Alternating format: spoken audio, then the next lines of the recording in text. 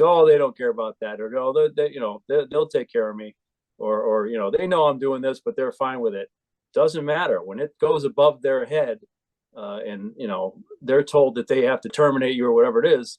They're going to do it. They're not going to put their job on the line and say no to their boss. I'm not terminating this guy because he brings me coffee. That's just not going to happen.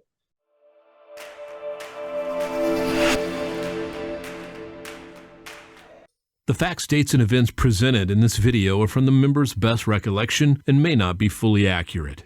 This video is intended for entertainment purposes only. Always consult with your local union about your rights and duties at your workplace. The opinions shared on this video are our own and do not necessarily represent my employer's positions, strategies, or opinions. All views shared are protected under the National Labor Relations Act. What is going on, everybody? So today I have Greg Kerwood out of Local 25 in Boston and Norm, business agent out of Local 623 in Philadelphia. And we're going to be covering, are there any casual conversations with management? And we're just going to jump right into this. Greg, are there any casual conversations with management? The answer to that question, David, is no. There are not any casual conversations with management. You may think that you are just shooting the breeze or talking about whatever, but management is paying attention to everything you say. They would love to hear about your personal life. They would love to hear about your financial situation. They would love to hear about what you do after work. All kinds of information that they will happily put to their use when they're dispatching your route. We don't have friends inside the workplace. Your friends are your team brother and sisters right next to you. Management is not your friend. As my good friend Greg just said, they love to put a squeeze to you. They will give you that atmosphere. Oh, we're family. I'm doing you a favor. Do me a favor. Oh, remember, I took that extra 5 stops off you, or you wanted to go early, and I let you run your lunch. They are not our friends. They will use you and manipulate you to get whatever they want. And then when it comes time, they'll cast you aside for the next person. So I'm going to throw this to Norm. Let's just say I'm really good friends with my center manager, but then I get fired. Is being friends with him going to save me from being terminated? Absolutely not. When it comes down to it, nothing, no friendship that you have with management is going to get you out of that termination. They are going to discharge you. They're going to write you up. They're going to suspend you to protect themselves. Absolutely not protect you. Well, I do remember this story that happened a while back. There was actually a member that went all the way up to panel, right? And he had a UPS tattoo on him with the shield and everything.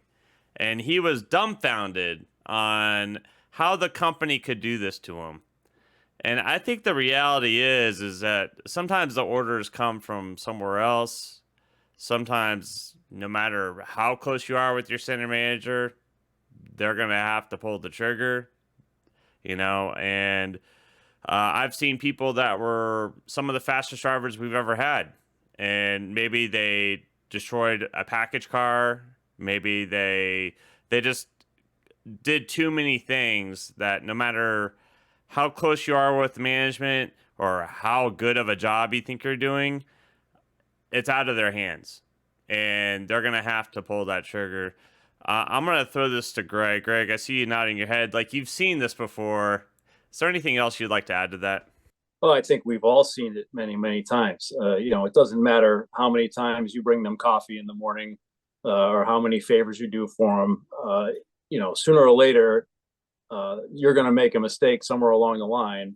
And as you said, it's going to be out of their hands. Or if it comes down to you versus them, they're going to do whatever they're told to do to save their own backside, whether it leaves you out to dry or not.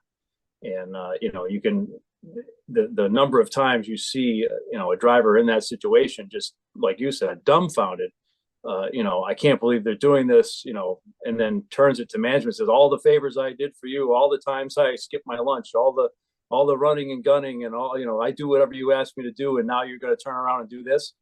And they're always just dumbfounded and shocked. and that's just the reality. And you know, the notion that somehow, and we've all heard it so many times, where drivers are doing something they shouldn't be doing. They say, "Oh, they don't care about that," or "No, you know, they'll take care of me," or you know, they know I'm doing this, but they're fine with it. Doesn't matter when it goes above their head, and you know, they're told that they have to discipline you, you know, or terminate you or whatever it is. They're going to do it. They're not going to put their job on the line and say no to their boss. I'm not terminating this guy because he brings me coffee. That's just not going to happen. So, you know, the notion that you can be protected by cozying up to management is positively ridiculous. Now, Norm, you've been a business agent for a while, and I'm sure you've seen some stories like this. Is this out of the norm for you? Actually, it isn't. I have this conversation with members all the time, not just drivers, but inside members. The coffee thing that Greg mentioned, you couldn't tell me that there were other locals that did this. I thought it was only my local. But in all seriousness, yeah, I see it a lot. I talk to people a lot, but you would be surprised to see how many people really think that there's a genuine friendship there. Or no, they're not going to do anything to me. I am their friend. I play video games with them.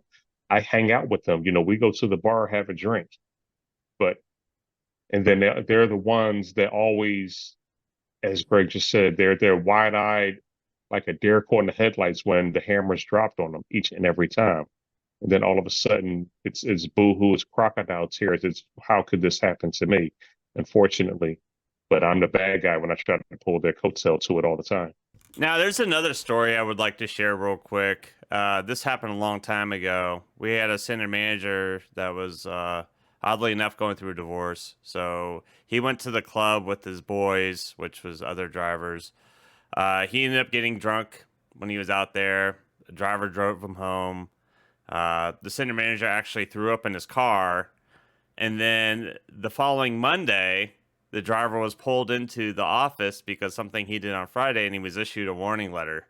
So doesn't matter if your center manager throws up in your car, you may still get that warning letter, just to let you know. Mm-hmm. But that being said, let's get into the loss prevention side of things, because you know, people think that the buck starts and stops with the center manager, and in some cases it does, but in other cases it doesn't. So when we talk about loss prevention, Norm, I know you're familiar with this, is like, how is that a different section, so to speak, or, you know, is it? It's a different section because when something comes through loss prevention, 9 times out of 10, your center manager, your supervisor, even your division manager is not going to be able to put the brakes on anything. When it's coming through them, it's coming from pretty much high up. It's what I like to call when a complaint comes in or something that major goes on, it goes up before it comes down. So nothing you can do or say is going to stop it. Once that train is rolling, it's not going to stop. Well, when it comes to loss prevention, you know, they're usually there's something that has been going on. It's not necessarily one incident, but they're looking for a scapegoat. They're looking for a victim. They're looking for somebody they can throw to the people above them and say, we found the person, we solved the problem, I did my job, yay me. And they're not too fussy about who that person is. And as Norm just said, you know, once it gets to that level, it's coming from outside your center manager, maybe even outside your division manager. And there's not a whole lot that they're going to do, even if you do buy them coffee and they do like you, that's going to stop that. If loss prevention says, you know, we've got this person dead to rights for X and they need to go, you're going to go. And there's really nothing that your center manager or anybody else is going to do about it. So, you know, it's, and management, you know, will tell you this quite often. It's out of my hands. It's out of my hands, right? There's nothing I can do about it. It's out of my hands. And that means it's coming from corporate, or it's going through a different channel where they don't have any pull anyway. So, you know, keep your Starbucks and your Dunkin' Donuts for yourself, and do what you're supposed to do out there, and keep your job. Excellent advice. And we'll probably do a episode in the future covering loss prevention and all, you know, how to deal with it when you walk in the office. The only key thing I'm going to tell you right now, everybody, is if you walk into loss prevention with the steward, they've done heavy research on your situation before you walked in there. So the best advice I can always give you is never lie when you're in that office with loss prevention.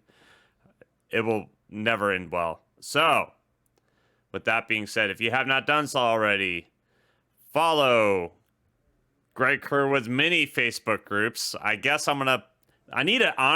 really need to get a bucket so I can pull one out. And this is going to be, listen, I'm going to do that, everybody.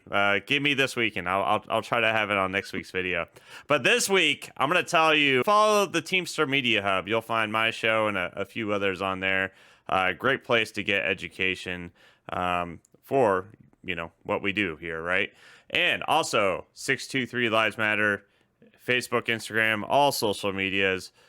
All right, so guys, I have some big news from my local, but I can't announce it just yet. I will soon. Local 728. You can always call me if you know me, and I'll tell you what it is, but I'm kind of waiting on some things. Anyways, stay tuned next week. Hopefully I can announce it then. I love you. See you guys. See you next time.